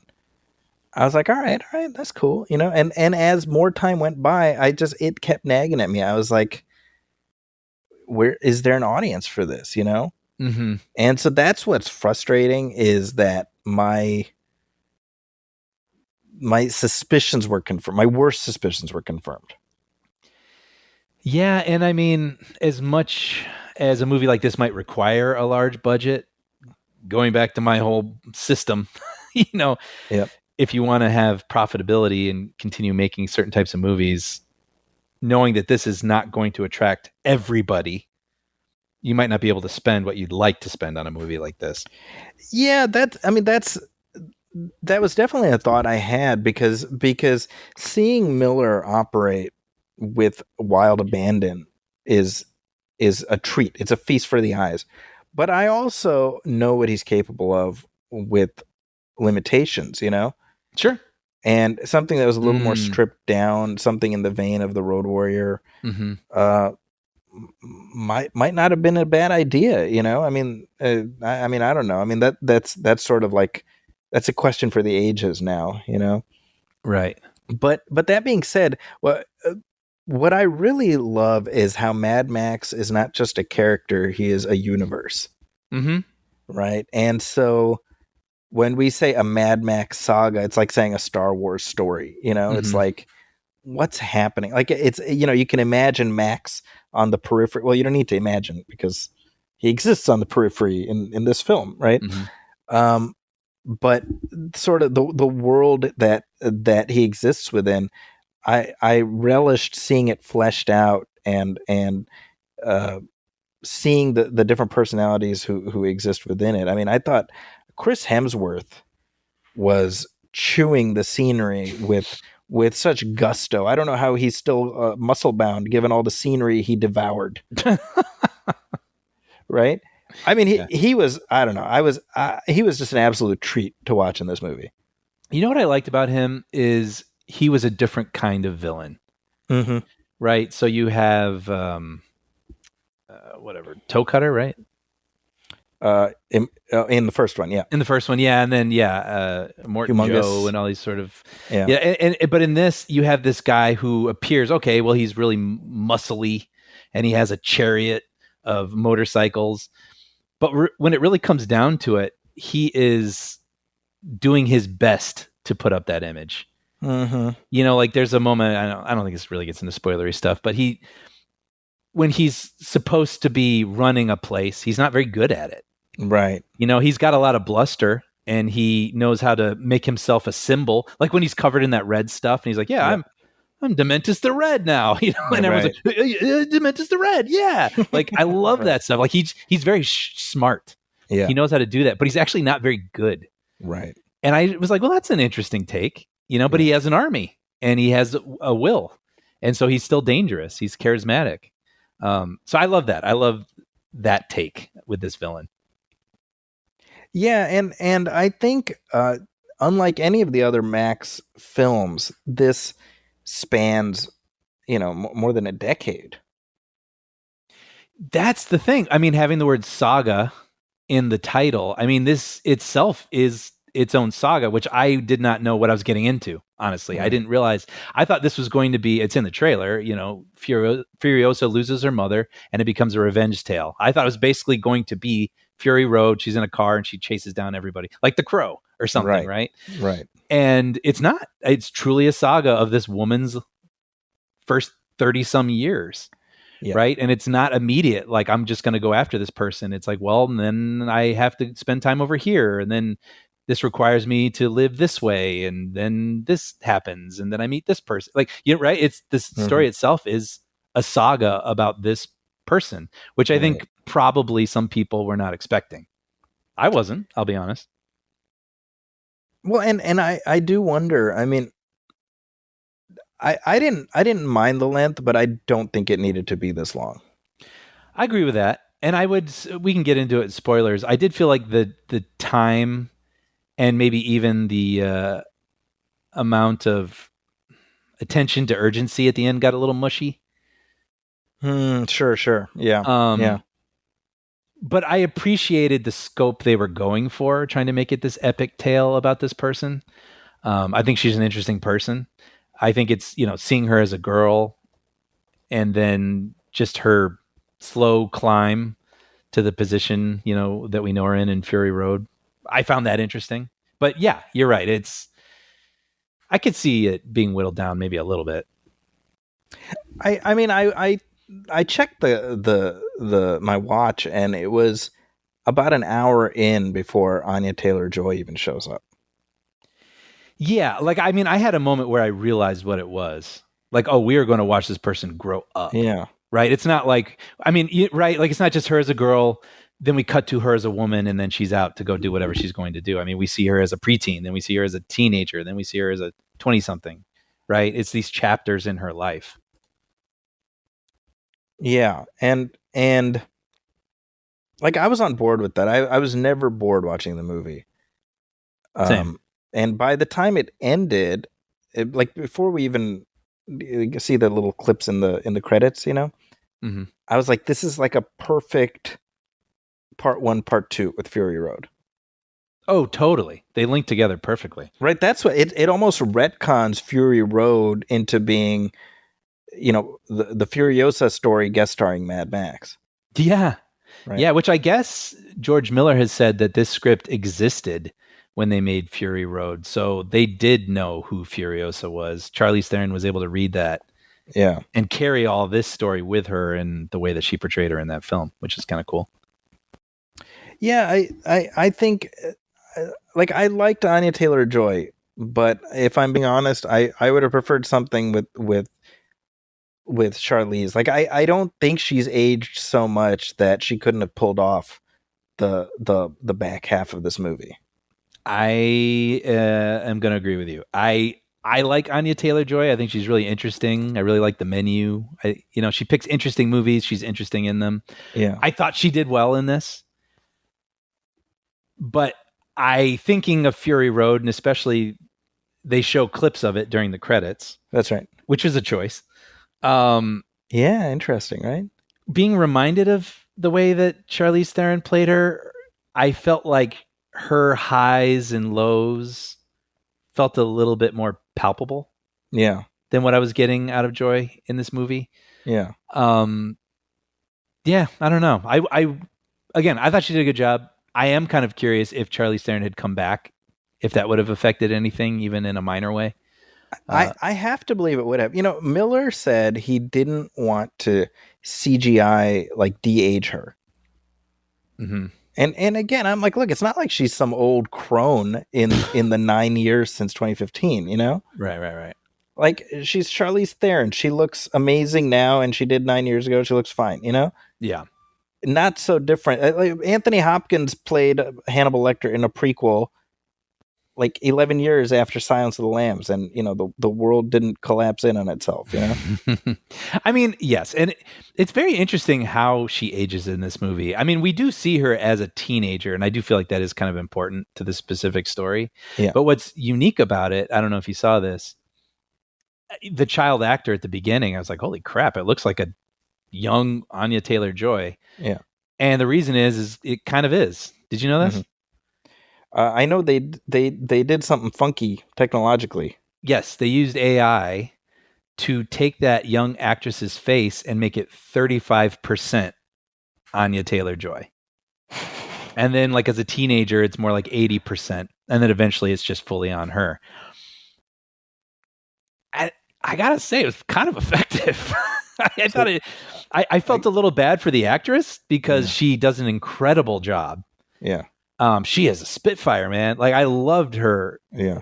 I loved her, the character as a little girl. I loved the little girl playing her. I thought she was fantastic. But that would be kind of a bummer to not really see your face. Sure. On screen. Yeah.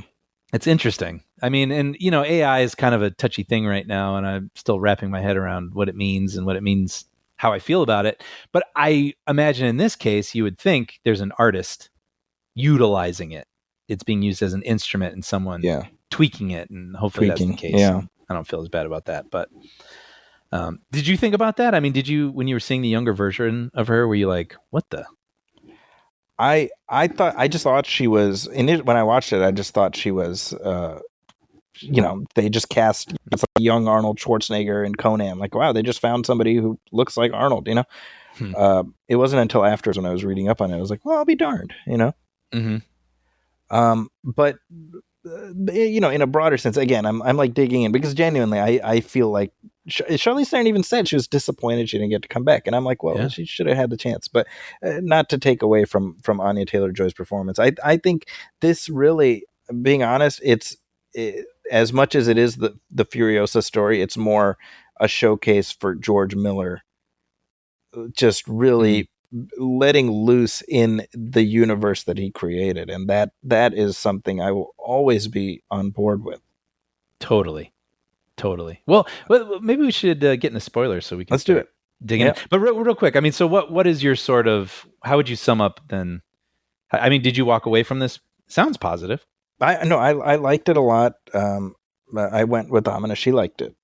Yeah. She's like, man, that was intense, you know? Yeah.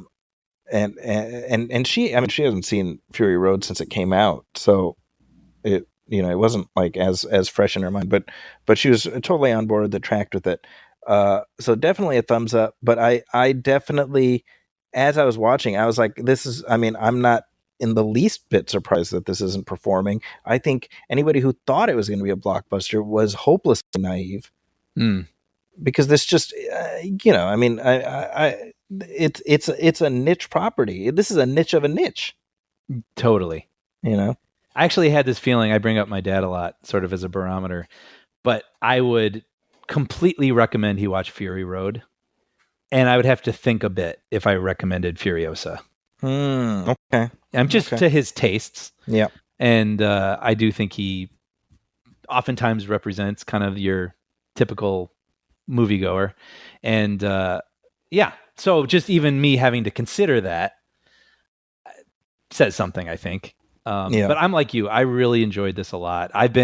Because we revisited Mad Max for the commentary, I'm just like back into the world. And I mean, I got into the saga-ness of it. And also, I mean, no one is making these sort of gargantuan, epic kind of action-y movies quite like this, with this level of skill. And I felt just happy that I got to be in a theater and watch something this big. There's a truck pursuit in this, that's just epic. It's just epic. And I was like, this is why I pay money to go to the movies, like to watch something like this. And so I think people who are want to see something like that, I think they're going to walk away and go, yeah, no, that was an experience. I'm glad I got to experience that. Yeah. So, all right, spoilers. Let's do it. Spoilers.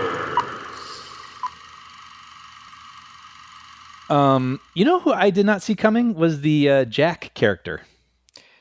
Max 1.0. Yeah, totally. He could have been Max. Yeah. Right. And I really loved their relationship.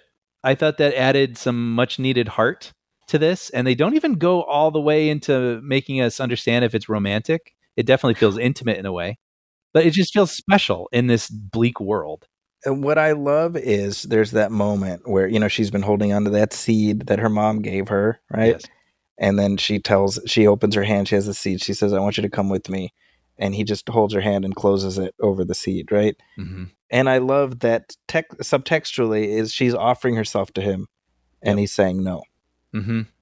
Right. And I like you said, it's like without us getting like a gratuitous Skinamax style sex scene, we don't need that to see the connection between them. Sure. Tom Burke, I think that's the actor's name, who plays him. It's interesting because he's got this like kind of Tom Hardy vibe. Yeah. Right. It reminds, there's a movie called Red Sonja. Yeah. From the 80s, right? From the 80s with the, what's her name? Brigitte Nielsen. And that's a Conan spinoff. Mm-hmm. And so they have Arnold Schwarzenegger in it, but for whatever weird rights reason, he doesn't play Conan. Oh, really? Weird, right? It's a Conan spinoff featuring Arnold Schwarzenegger, but as Kalidar. Why just not use his name? Weird, right? Yeah. I have no idea why. So I was like, this guy's Kalidar. Like he's the Max, but not Max, That is hilarious. And that's such a weird reference. I know you wouldn't get it because you haven't seen the movie, but I'm wondering if anybody listening is like, wow, that's a reach, Zachy. But anyway. No, well, it's a perfect example. When the character's introduced, I was like, well, there's going to be a relationship with Furiosa. and he has to die because he's not in Fury Road. So like you kind of okay, it's like watching Titanic. You're like, well, ain't no Jack in the future, so we know something's gonna happen to him. So two Jacks. If your name is Jack in these movies, it's wow. Yeah, but no, go ahead. No, please, I want to hear. No, but I mean, we buy their relationship enough that it breaks your heart when he meets his end. And the other thing, like, that ends up happening because Dementis is left sort of humiliated by them, right? Mm-hmm. And so he has to chase after them. And when we're watching, Amina's like, why didn't he just let them go, right? And it's like that's the pride of a madman, right? And when you think about it, like that was Dementis's death. When you think about it, if he had let them go, they would have gone back to the green place, and that would have been the end of it. Yep. But his pride led to his own death. I mean, there's a great symmetry to that, Yep. Yep. Yeah, I liked that Dementis character. It just felt very different, and he very felt different. Well, like I said, Hemsworth is having just an absolute blast playing him. He's having fun being ugly for a minute, Yeah. Although I try not to think like this, but I was kind of distracted by the nose a little bit.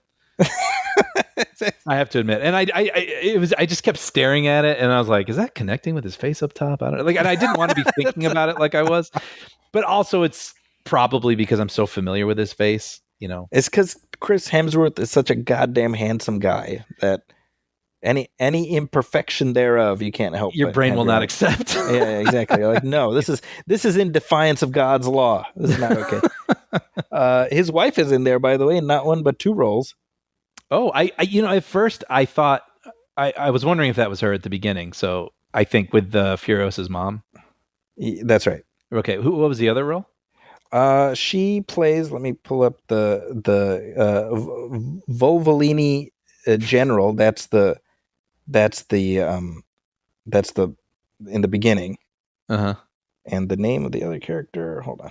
I love how subtle the names are in this universe. What is it? Rectus and Sphinctus. Scrotus. Sphinctus. Scrotus.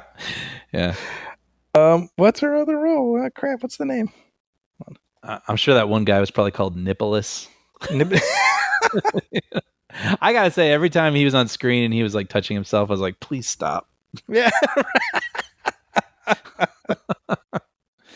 So, by the way, so the woman with the screwed up face. Yes. That's Elsa Pataki. Oh. But I'm wondering, is that the same woman from the beginning who rats them out? Interesting. I don't know. I don't remember. Yeah, I was wondering about that because they, what I'm talking about, right? She's got like the lips that are all kind of pulled up and stuff. Yeah. Anyway, but yeah. Again, it's amusing to me that both Elsa Pataki and Chris Hemsworth, two of they're sculpted out of marble, right? Pretend to be the uglies, right? I'll go for a day. Yeah. Yeah, try to stoop down to our level. Get us out of normies. Here. You're just tourists. Yeah. No, but we just watched Mad Max last week, and I love the symmetry between Mad Max and this. Right, it's the same thing. It's a vengeance story culminating in here's Max confronting the people responsible. Here's Furiosa confronting, and it's reflective of 45 years later. Here's how much more proficient in the craft George Miller is. Mm-hmm. Sure. I also love that it's narrated just like the other Mad Max movies. I mean, not Fury Road, I guess, but the Road Warrior. It starts with narration, and it's looking back. I said this. It's like the second and third films are looking back at society has been reclaimed, but here's a thing that happened. And it's the same. It's like Furiosa is that legendary figure, just like Max. Right. Because when the Road Warrior starts, right, it's this old man. He's like, most of all, I remember the Road Warrior. the man we called Max, you know, and he tells his whole story. That's what Furiosa is like. Yeah. And that, I don't know. I mean, it's the absolute confidence in the story he's telling. That's what you can see just on every frame, you know? Mm-hmm. Mm-hmm. It's I like mean, and we do get, we're saying there's a lot more dramatic story in this than there is in Fury Road, but we do get some pretty incredible action. I mean, that whole Dude, sequence with the truck where she's what- underneath it, and she's underneath, and you got people who are attacking it, and they got like the you know, the fan backpacks or whatever, you know? yeah, like the guy who crashed the boxing match back in the, Yeah. the 90s or whatever. The fan man. Yeah. Like just the it's contained chaos because you're able to keep track everything that's happening. Mm-hmm. And it's just gonzo. It's absolutely bananas, but you're able to follow all of it, you know? Yeah. Yeah. And it's just, it still feels, I mean, I've seen people, I feel it's worth bringing up. I've seen people say that this film feels like it has more CGI in it than Yes. Fury Road. And Fury Yes, Road, definitely. of course, has a lot of CGI in it. It just feels less noticeable. And I did notice it in this a little bit more. But Yeah. you know what? Through the goals that everyone's trying to achieve and the way that it's executed visually, I still found it very thrilling. Yes. And it, I mean, it makes the emotional moments hit. I mean, there's that little that war boy who's a little person, Yeah. and then, you know, he doesn't make it, Oh, it's so sad. right? And you're like, oh, Yeah. I was, Right? because when he didn't do the thing he said he was about to do, I was like, what's he doing? Come on. And then when she opens up the thing and sees him, I was like, oh, I feel so Right. bad for him. Yeah. Yeah. And to me, that says it works. Yeah. And then also, Yeah. I love the moment then directly after. I mean, she's hoping to hijack that truck and go back to her home. And then when he kicks her out and she just screams Yep. in the street, because where the hell is she going to go? I loved all that stuff. I did track her journey a lot. I mean, she hid out pretending to be a boy, you know, with the war boys working on the, whatever that thing's called. I don't remember, the rig. And the war rig. yeah, all in the hopes of getting back home. And it's, like I said, I thought this was going to be a revenge story the whole time, and it really isn't. It's just her journey, and she's got this map on her arm. Yeah. And then she loses. She is forced to cut that map off of herself to detach her own arm. I mean, this is just. Yeah. I was in it. I was with her. Well, and really, you realize that Fury Road is an essential part of this. Like, you can't. It relies on you watching Fury Road. Well, I've heard people talk about this. Do you think you could watch this first as a proper part one for Fury Road being a part two? Or I guess what you're saying is no. No, well, it relies on you watching it, whether before or after, but you have to watch it. That's my point. It does not stand on its own. Like, it's not a one and done. Like, you have to watch Fury Road either before or having seen it already. But in order for the story to fully work, is what I'm saying. Does that make sense? You know, I wasn't sure I agreed, but I think I am now, because it was nice to see that it ends with her whole thing. She wants to go home. And that's what I was trying to say. And she's got this map on her arm. And at the lowest moment, after the man that I'm assuming she loves dies, and this guy has killed her mother. And so she's willing to let go of that map to get away. And now she is fueled by vengeance. Actually, now that I think about it, it's a lot like the first Mad Max, where the vengeance comes in the third act, really. Exactly. She wasn't really gunning for him the whole movie. It just got to that. That's the funny thing. It was after Jack dies. Yeah. Yeah, where it's like enough is enough. And so then what I like is what she's willing to do. We can get into what she actually does with Dementis, which is interesting when she catches up with him. But at the end of the movie, she decides to be kind of a double agent inside Joe's empire. And we see her leaving with the brides, which is what Fury Road is. So to me, I was going to disagree at first and say, well, we know that she has decided to stick around, but she's going to work as a double agent, and she's going to try to do her best to do some good in this horrible hellscape. Yeah. But I think you're right, because then with Fury Road, she does try to make it back. Or doesn't she reach it? She reaches where she believes the green place is supposed to be, and it's no longer there. That's right. And then it is ultimately the end of Joe. You're right. Yeah, they really do feel like... I mean, that ending relies on you either knowing what comes next, having already seen Fury Road, or watching what's about to come next. Yeah. Right, because even like in the end credits, I was interspersed with footage of Fury Road. Why they do that? To be like, yeah, see, remember this? Remember this? It's trying to, not in a cynical way, but to jog your memory. Like the journey continues. There's a culmination to this. I did find that a little bit of a curious choice, though, because maybe you want to watch Fury Road next. That is, yeah, I agree with that. I agree, because it pretty much takes you through the whole goddamn movie. That, and then also, showing some of that action, I was like, oh yeah, damn, yeah, I remembered correct. Like that looked real. They really did that. Oh, like aesthetically, it looks different. Aesthetically, it looked a little bit more. That's a good point. Real. I mean, whatever. I'm just saying, but I did cross. By the way, you caught the little blink and you miss it Mad Max cameo, right? Yeah, I have a question about that, which was very cool. Having just watched Mad Max and seeing the car, I was like, yeah, like probably more than I would have if I hadn't just recently watched it. But I was like, hell yeah, that car. Yeah. Did he help her? That's what, Amina was asking the same thing, and I was like, no, because that doesn't make any sense. Why would he take her to Immortan Joe's place? Yeah, because I was kind of even confused where she was, because at first I was like, is she in some sort of like weird grave sort of thing? Because they thought she was dead. That's in the Citadel. Yeah, but they were helping her, right? The maggots was to get rid of all the gross stuff on her. That's right.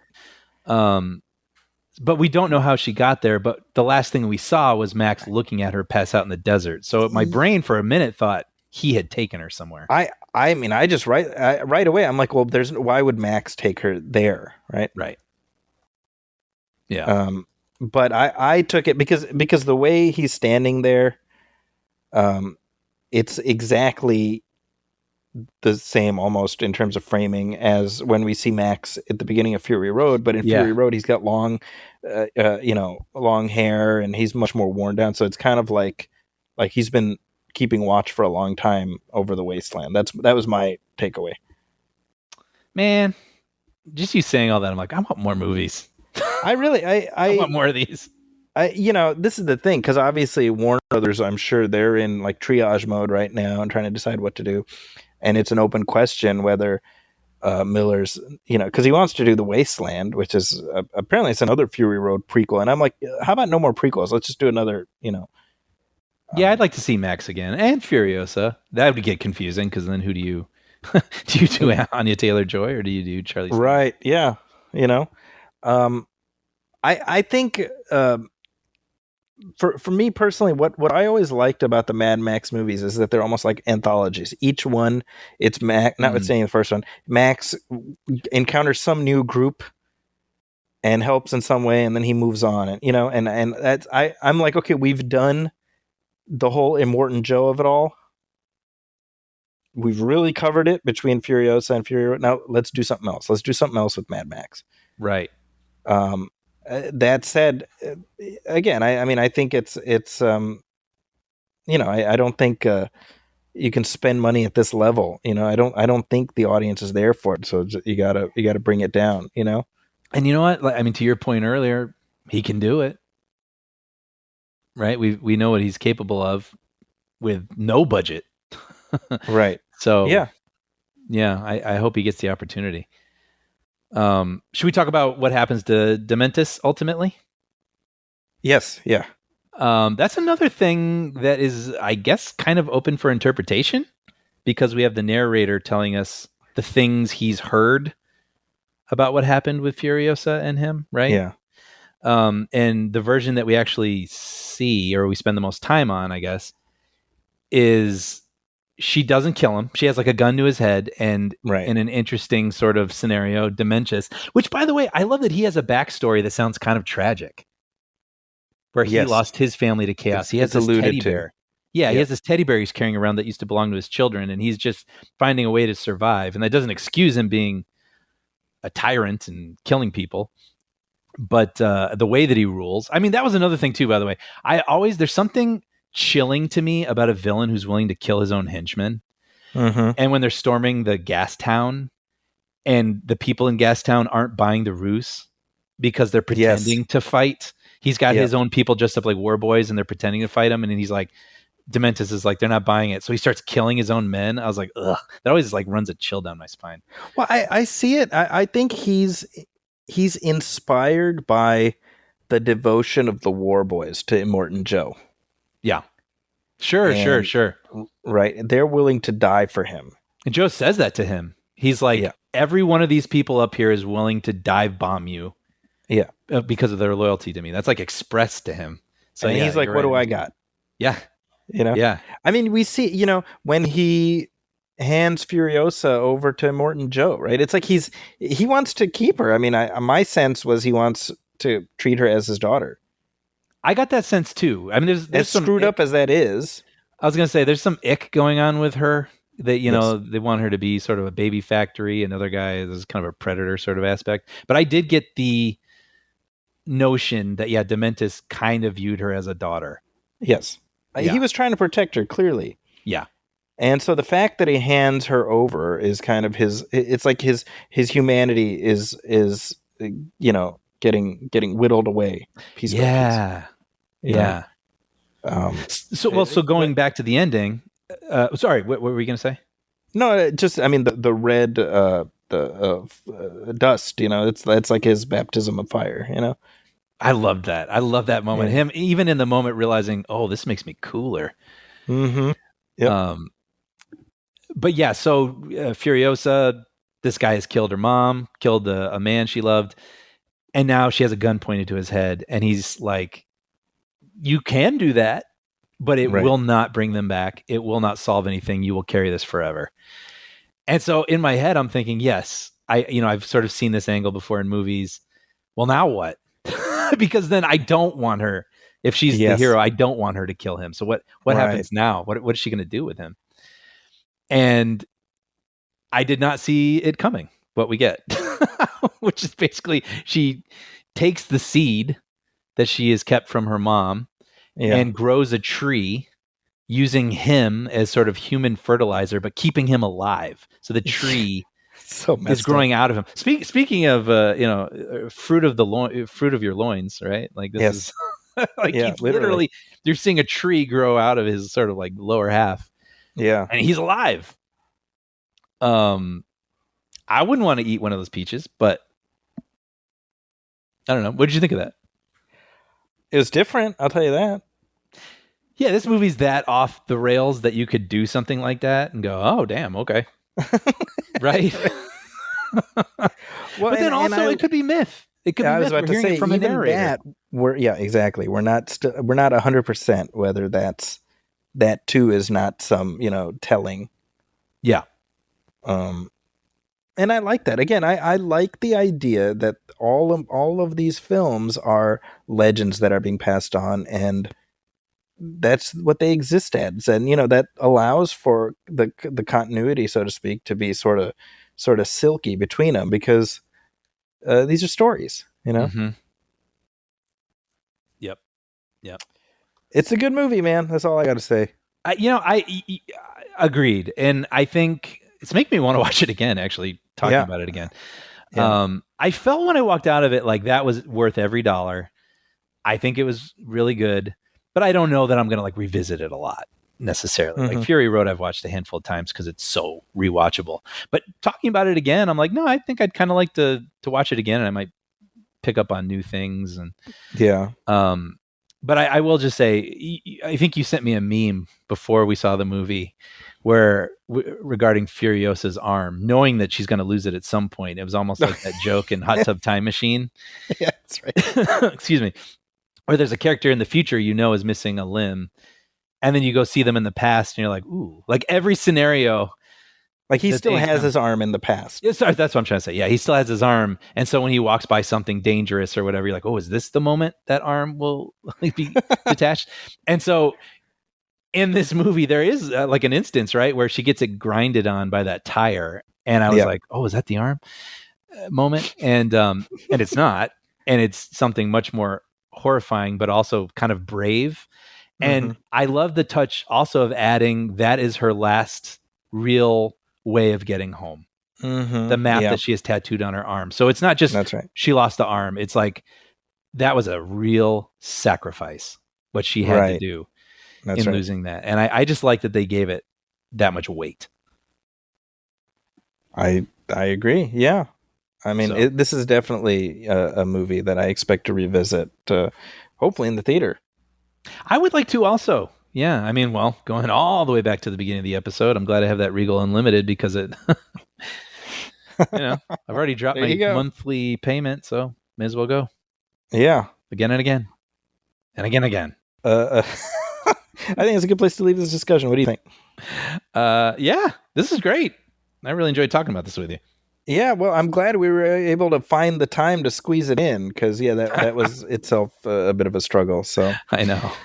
But hey, let us know your thoughts. Do you agree with what we said? Do you have a cause for optimism that we'll see more Mad Max, or are you done? Are you all Mad Maxed out after 2.5 hours in the wasteland of Furiosa? Let us know. You can email us at moviefilmpodcast@gmail.com. You can also hit like on our Facebook page, facebook.com/moviefilmpodcast, and message us there. As always, please go to Apple Podcasts and leave a review. Leave a star rating. Every little bit helps.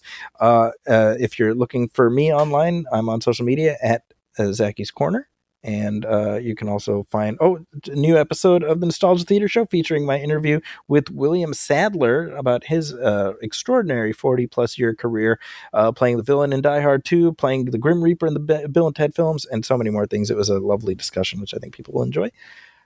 I loved it. I listened to it almost immediately when it dropped, and you have one of the best openers of all time. I'm gonna tease that out, and it made me laugh out loud. And he just seems like a really, really lovely guy. It was a really great conversation. You guys had a great conversation together. That's awesome. Thank you. Yeah. And at the wrap, I have an article looking at the finale of Star Trek Discovery. And of course, if you go to the San Francisco Chronicle, you can see my review of Garfield. Lots of fun stuff coming. What about you, Brian? Anything you want to hype up for people? As always, you can catch episodes that I've written for Young Jedi Adventures on Disney Junior, the channel, and then also on Disney Plus. There you go. And with that, on behalf of Brian Hall, my name is Zaki Hassan. This has been Movie Film 292. We'll catch you next time. Thanks, folks. Welcome, friends. It's the Movie Film Podcast. Movie Film Podcast. Enjoy the show. Zachy and Brian are talking about movies. Movie Film Podcast on the radio.